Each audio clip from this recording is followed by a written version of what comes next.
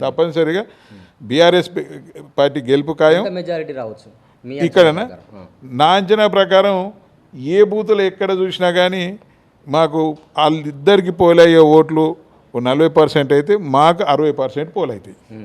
60% మాకు ఓట్లు వేయడానికి సిద్ధంగా ఉన్నారు. దాన్ని బట్టి ఏంది అంటే సుమారుగా ఒక 50,000 మెజార్టీ రావచ్చు అని మేము అనుకుంటా ఉన్నాం. అల్టిమేట్ విజయం మీదే అంటారు 100%. అంటే 14వ తారీఖు దాకా వెయిట్ చేయాలన్నా ఇప్పుడే విజయం అని చెప్తున్నారా?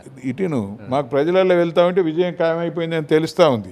ఆ రోజు కాంగ్రెస్ పార్టీ అభ్యర్థిని ఎప్పుడైతే తను ప్రకటించగానే వాళ్ళనే విజయం ఖాయమైపోయింది.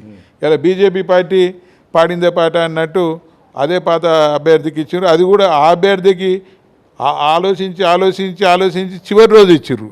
అంటే వాళ్ళకి అభ్యర్థి దొరకలేని పరిస్థితి.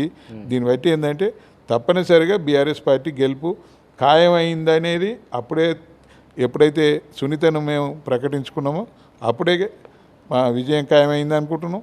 ఆ తర్వాత ప్రజలలో తిరుగుతూ ఉంటే తెలుస్తూ ఉంది విజయం ఖాయమైందని. ఎవరి నోట చూసినా కారు సారు అని చెప్తా ఉన్నారు. Right sir, thank you. ఇది మరి విషయం చూస్తున్నారు కదా, ఇక్కడ ఉన్నటువంటి నాయకులు కావచ్చు, లేకపోతే రాష్ట్రంలో ఉన్నటువంటి నలుమూలల నుంచి వచ్చినా కూడా ఇక్కడ ఉన్నటువంటి బీఆర్ఎస్ నాయకులు, ప్రధానంగా ఉన్నటువంటి నాయకులు కూడా ఖచ్చితంగా సారును మళ్ళీ కోరుకుంటున్నది తెలంగాణ రాష్ట్రం, తెలంగాణ సమాజం కూడా చూస్తూ ఉన్నది. జూబ్లీహిల్స్లో ఖచ్చితంగా బీఆర్ఎస్ కారు గుర్తు 50,000 మెజారిటీ పై చిలుకుగానే మేము గెలుస్తామని చెప్పేసి